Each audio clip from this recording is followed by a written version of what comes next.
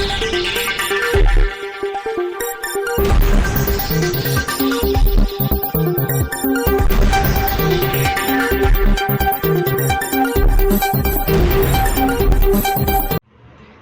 દર્શક મિત્રો, આપ જોઈ રહ્યા છો શિનોર સમાચાર।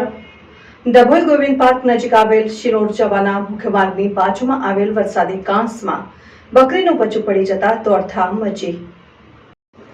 ડભોઈ ગોવિંદ પાર્ક નજીક આવેલ શિનોર જવાના મુખ્ય માર્ગની બાજુમાં વરસાદી કાંસનું ઢાંકણું ડ્રેનેજ કામગીરી બાદ ખુલ્લું રહી ગયું હતું, જેમાં આજ રોજ રોડ પાસેથી પસાર થતું એક બકરીનું બચ્ચું કાંસમાં ખપકી જતા આસપાસ સ્થાનિકો દ્વારા ડભોઈ પાલિકાને જાણ કરાતા પાલિકાને ફાયર ટીમ દ્વારા યુદ્ધના ધોરણે બકરીના બચ્ચાને બહાર કાઢી તેનો જીવ બચાવ્યો હતો। જોકે સ્થાનિકોએ કાંસનું ઢાંકણ નવું નાખવામાં આવે તેવી માંગ કરી છે।